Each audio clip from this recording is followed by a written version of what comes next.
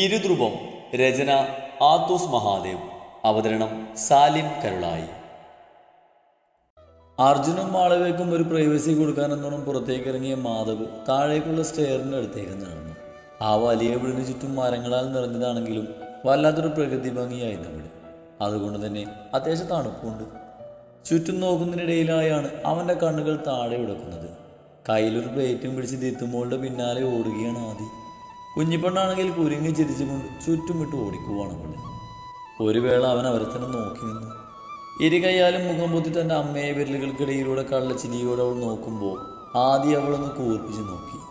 അത് കണ്ട് കുഞ്ഞിപ്പെണ്ണ് ഓടി വന്ന് അവളെ കെട്ടിപ്പിടിച്ചു. ആദ്യം അവൾ ഒരു കൈയാലെടുത്തൊന്ന് കറക്കി നേരെ നോക്കിയത് തങ്ങളെ നോക്കിയിരിക്കുന്ന മാധവിൻ്റെ മുഖത്തേക്കാണ്. ഒരു വേള അവനെ കണ്ട് ചിരിക്കണോ വേണ്ടിയോ എന്ന് അവൾ ശങ്കിച്ചു. പിന്നെ രണ്ടും കൽപ്പിച്ചൊന്ന് പുഞ്ചിരിക്കുമ്പോൾ അവളുടെ പ്രതീക്ഷകൾക്ക് വിപരീതമായി മാധവും അവൾക്കൊരു പുഞ്ചിരി കൈമാറി. ആദ്യയുടെ കണ്ണുകൾ അത്ഭുതത്തിൽ വിടർന്നു. ഡേയ്! പെട്ടെന്നാണ് നിരഞ്ജനകത്തിന്ന് അവൾക്ക് അടുത്തേക്ക് പാഞ്ഞു വന്നത്. ആദ്യം അവനെ ഞെട്ടിലോടെ നോക്കി. ആരെ കാണിക്കാനാണ് ഈ പുല്ല് നീ ഇവിടെ കിടന്ന് കറങ്ങുന്നത്? ഞാനിവിടെ നിന്ന് ഇറങ്ങുമ്പോൾ അടുത്തവനെ വിളിച്ച് അകത്തേക്ക് കയറാനാണോടി? അവൻ അവളുടെ മുടിയിൽ ശക്തമായി പിടിച്ചുലക്കുമ്പോൾ വേദന കൊണ്ട് അവളുടെ കണ്ണുകൾ നിറഞ്ഞു. അവൾ കരയുന്നത് കണ്ട് തിത്തുമ്പോഴും മുറ്റത്തിൽ കരയുമ്പോൾ നിരഞ്ജൻ അവരിൽ നിന്നും കണ്ണുകൾ മാറ്റി മാധവ് നിൽക്കുന്നിടത്തേക്കൊന്ന് നോക്കി. വന്ന് കയറിയല്ലുള്ളൂടി, അതിന് മുന്നേ തിടക്കായ നിനക്ക് അവനെ കറക്കി എടുക്കാൻ. എന്താ മോളെ, എന്നെക്കാളും കൊള്ളാൻ തോന്നുന്നുണ്ടോ നിനക്കവൻ? അതോ രണ്ടുപേരും ഇടപാട് തുടങ്ങിയോ? വഷളത്തരം നിറച്ചുകൊണ്ട് അവൻ അവളിലേക്ക് മുഖം അടുപ്പിച്ച് ചോദിക്കുമ്പോൾ ആദ്യം അവനെ നോക്കി കരഞ്ഞുകൊണ്ട് ഇല്ലെന്ന് തലയാട്ടി. Excuse me. എന്നാൽ പെട്ടെന്നാണ് അവർക്ക് പിറകിലായി മാധവ് വന്നു നിന്നത്. അവൻ്റെ ശബ്ദം കേൾക്കാൻ നിരഞ്ജൻ അവളിൽ നിന്നും പിടിയയച്ച് അവനെ നേരെ തിരിഞ്ഞു. എന്താ സാറേ, എന്ത് വേണം? ഒട്ടും കൂസലില്ലാത്ത ചോദ്യമായിരുന്നു അവൻ്റേത്. അത് കണ്ട് എന്നതില്ലാത്ത ദേഷ്യം മാധവിൽ ഉടലെടുത്തുവെങ്കിലും അവനത് തൻ്റെ ഉള്ളിൽ തന്നെ ഒതുക്കി. താൻ എന്തിനാ ഈ കുട്ടിയെ എങ്ങനെ ഉപദ്രവിക്കുന്നത്? ഇവൾ തൻ്റെ ഭാര്യയല്ലേ?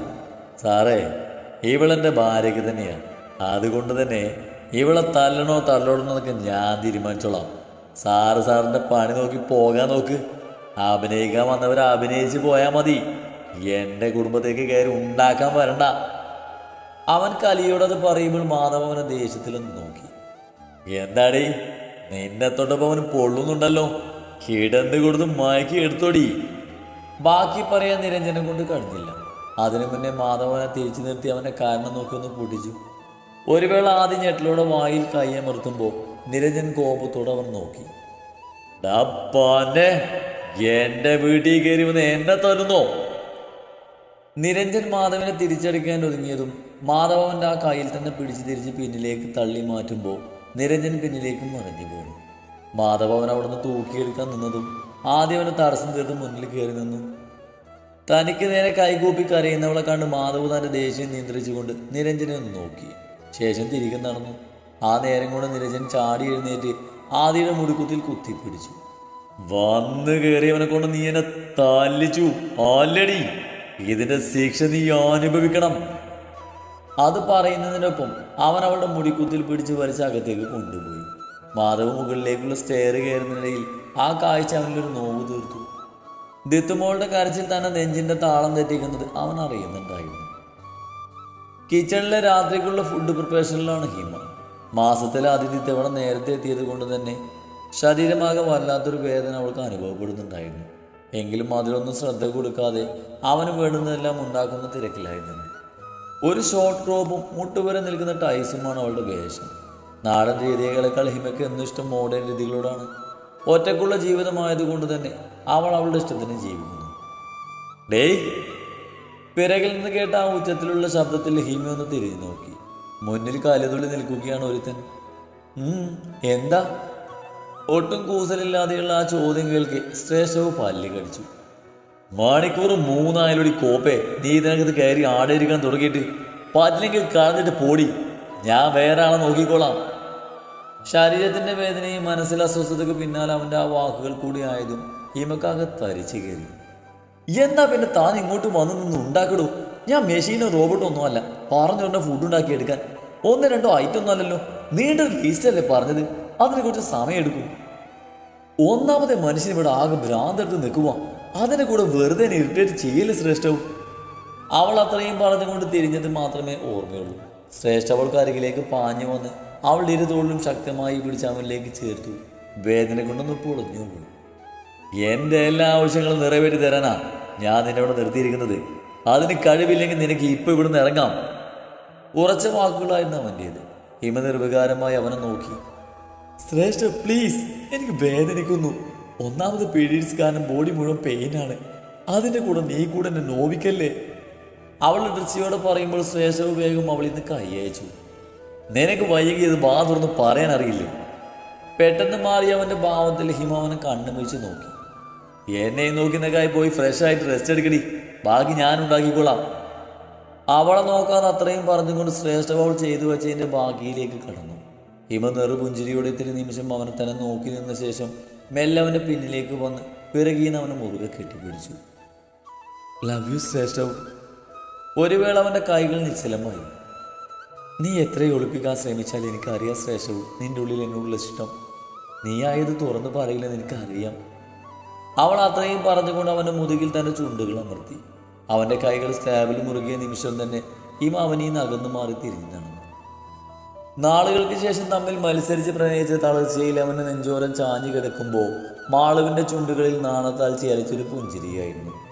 അർജുൻ ഒരു കൈയാൽ അവളുടെ പുറത്ത് മെല്ലെ തലോടി കൊടുക്കുമ്പോൾ മറുകൈയാൽ അവൾ അടക്കി പിടിച്ചിട്ടുണ്ട്. അർജുൻ. അവളുടെ ആ വിളിയിൽ അവനൊന്ന് മൂളി. ഞാൻ ഒത്തിരി മിസ് ചെയ്തു. എന്ത്? അവൻ സംശയത്തോടെ കണ്ണുകൾ ചുരുക്കി ചോദിക്കുമ്പോൾ അവളുടെ ചുണ്ടിലെ നാണച്ചിരിക്ക് മാറ്റുകൂടി. എല്ലാം. അവൻ്റെ മുഖത്തേക്ക് നോക്കാതെ അത്രയും പറഞ്ഞുകൊണ്ട് അവൾ അവൻ്റെ നെഞ്ചിൽ മുഖം പൂഴ്ത്തുമ്പോൾ അർജുൻ ഒരു കള്ളച്ചിരിയോടെ അവളെ കൂടുതൽ ശക്തമായി തന്നിലേക്ക് ചേർത്ത് പിടിച്ചു. ഇനിയൊരു അകൽച്ച നമ്മുടെ മരണം കൊണ്ടല്ലാതെ ഉണ്ടാവില്ല മാളവിക. ഉണ്ടാവാൻ സമ്മതിക്കില്ല. ഇപ്പം തന്നെ നിന്റെ വാക്കുകൾ എന്നെ അത്രമേൽ തകർത്തത് കൊണ്ടാണ് ഒരു വിരഹകാലം നമുക്കുണ്ടായത് തന്നെ. ഞാനൊരിക്കൽ അർജുന് വാക്ക് തന്നതാ ഇനി ഒരിക്കലും അർജുനെ വിട്ട് പോകില്ലെന്ന്. പക്ഷേ എനിക്കത് പാലിക്കാൻ കഴിഞ്ഞില്ല. ഞാൻ ആ വാക്ക് ധിക്കരിച്ചു. എന്നോട് ക്ഷമിക്കുക അർജുൻ. അവൾ ഇടർച്ചയോടെ പറയുമ്പോൾ അർജുൻ അവളുടെ മുഖം തനിക്ക് നേരെ പിരിച്ചുയർത്തി. ഇനി എന്നെ വിട്ട് പോകണമെന്ന് കരുതിയാൽ പോലും നിന്നെ ഞാൻ വിടില്ല പെണ്ണേ. എനിക്ക് വേണം നിന്നെ എൻ്റെ അവസാന ശ്വാസം വരെ.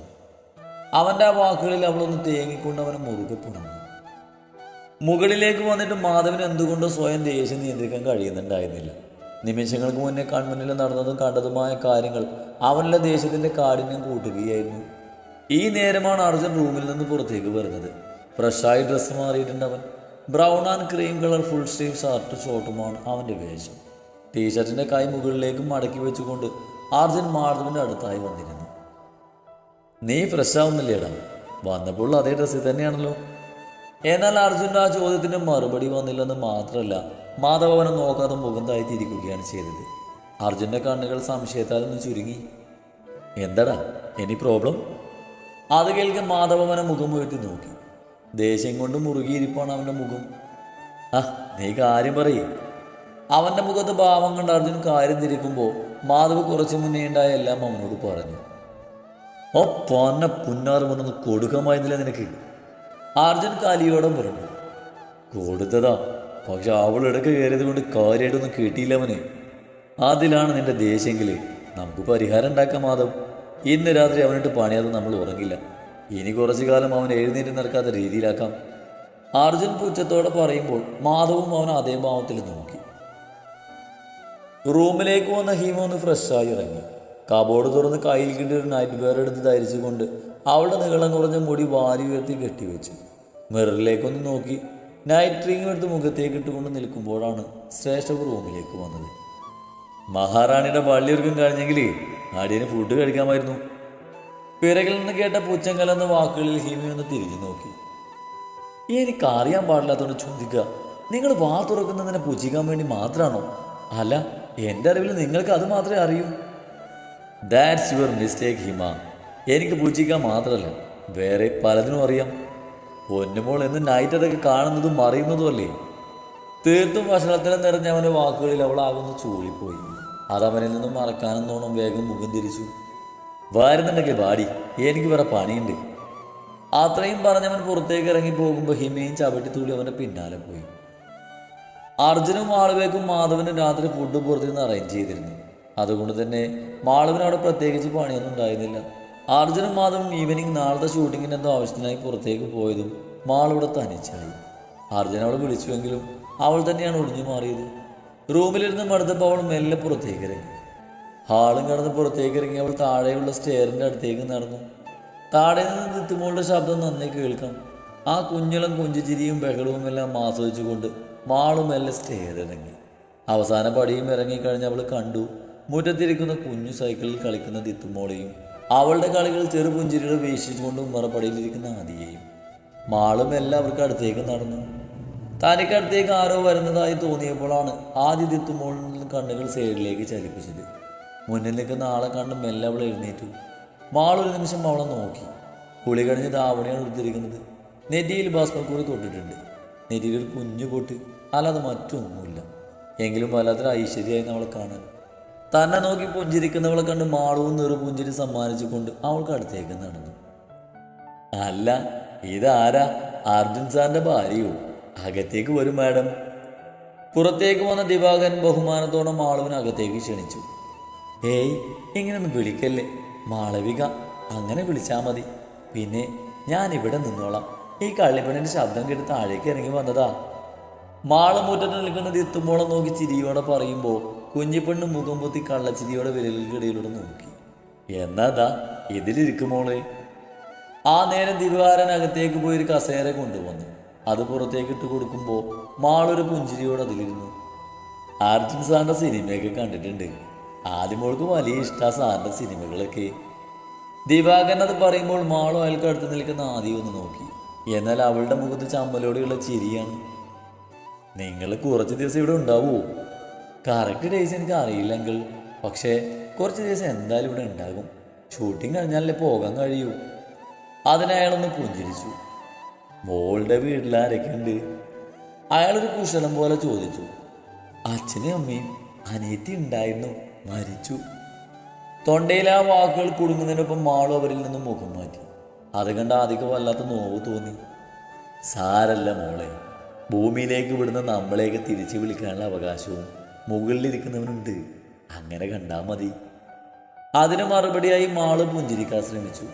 അത് കണ്ട് അയാൾ പെട്ടെന്ന് കാര്യം മാറ്റാനെന്നോണം സംസാരിച്ചു തുടങ്ങി. ഇവിടെ ഞങ്ങൾ 4 ആൾ മാത്രം. നിരഞ്ജൻ രാത്രി നേരങ്ങളിൽ ഇവിടെ കാണാറില്ല. എങ്ങോട്ടാ പോക്കുന്ന ഞങ്ങൾക്കാർക്ക് കൃത്യമായി അറിയുകയില്ല. അയാൾ അടുത്ത് നിൽക്കുന്ന ആദിയെ നോക്കി പറയുമ്പോൾ അവൾ വേഗം മുഖന്തായി നിന്നു. അങ്കിൾ, ചോദിക്കുന്നോടൊന്നും തോന്നരുത്. ഈ കുട്ടിയുടെ ഭർത്താവ് എന്താ രാവിലെ അങ്ങനെയൊക്കെ സംസാരിച്ചത്? ഒട്ടും സംസ്കാരമില്ലെന്ന് മാത്രമല്ല, ആദ്യയോടെ ഒരു സ്നേഹമുള്ളതായി തോന്നിയില്ല. അത് കേൾക്കിയ ദിവാകരൻ്റെ മുഖമാകെ വിളറിപ്പോയി. മാളുവിനെ നോക്കാൻ കഴിഞ്ഞില്ല അയാൾക്ക്.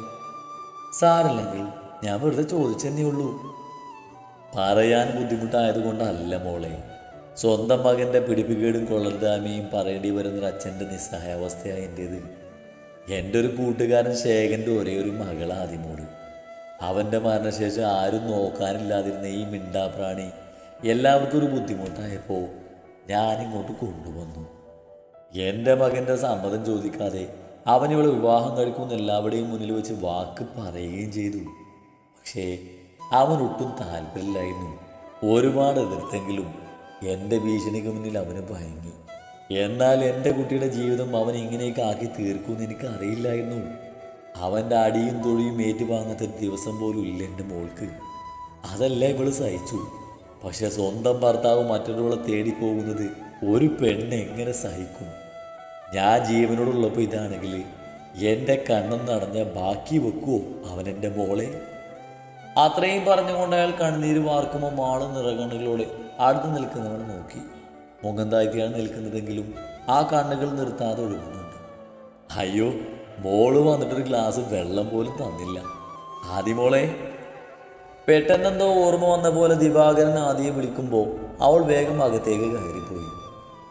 തെറ്റുപറ്റിപ്പോയി മോളെ. ആ പാവത്തിന് എവിടേക്ക് കൊണ്ടുവരാൻ പാടില്ലായിരുന്നു. ദൈവം പോലും പൊറുക്കുമെന്ന് തോന്നില്ല എന്നോട്. ഒരു വേള മാളവൻ അയാൾ എന്ത് പറഞ്ഞ് സമാധാനിപ്പിക്കണമെന്ന് അറിയില്ലായിരുന്നു.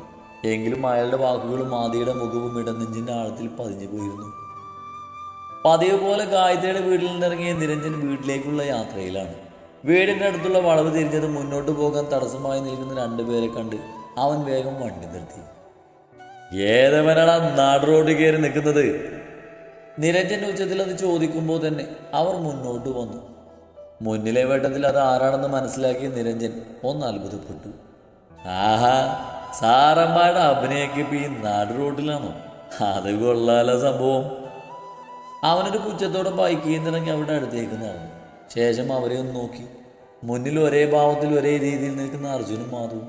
രണ്ടുപേരുടെയും കയ്യിൽ എരിഞ്ഞുകൊണ്ടിരിക്കുന്ന സിഗരറ്റും ചുറ്റും നിറഞ്ഞു നിൽക്കുന്ന ഇരുട്ടിൽ ആ പുകയ ചുരുളുകൾ എങ്ങോ പോയി മറഞ്ഞു.